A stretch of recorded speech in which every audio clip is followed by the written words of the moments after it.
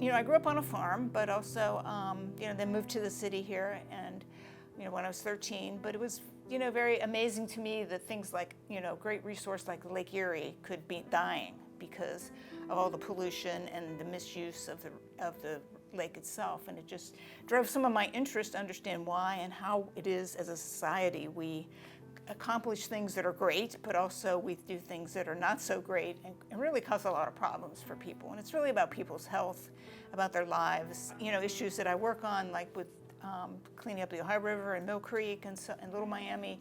It's important that we do this because water is so essential to everything, to people's health and even to industry and production of various goods. And a lot of places don't have clean water, or they have no water, virtually no water. We have so much drought. Climate change is making that worse. So it's essential for the city, just economically, to have clean water available, resource like this, which we have abundantly, sometimes too abundantly, and that's part of our challenge now to deal with things like sewer overflows. Well, there's still a lot of big obstacles, but it's, I think, very hard sometimes for cities to grapple with challenging issues that aren't fun. Bringing in new breweries, that's fun. Building entertainment districts, but sewers, that's not exciting to anybody, right? It's not, a topic that you're going to be, known for nationally as a great sewer expert. It's not as appealing, I think, to people even to read about it. They just know that, well, that means my taxes will go up or I'll have to pay more.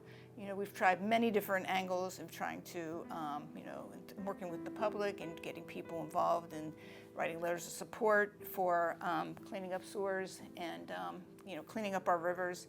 And it's very slow going in many ways. The institutions that are in charge of these things, you don't change overnight.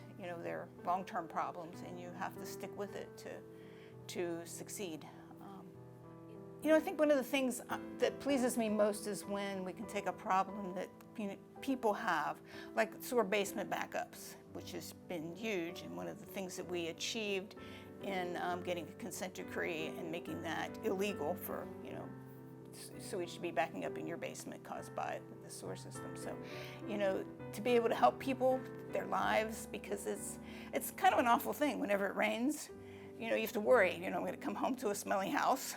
I'm going to have to clean this up again. And previously, there was no help at all for people who had this problem. Wasn't caused by them, but caused by a lack of capacity in the sewer system. So, that's one of the things I think that's been most important about this. And starting to see places like Mill Creek clean up, people used to just kind of laugh at the idea of cleaning up Mill Creek because it was ugly and smelled bad, and there were all these discharges that people didn't want to have anything to do with. But it has gotten better from both an air quality perspective and also from water quality perspective. It still has a ways to go.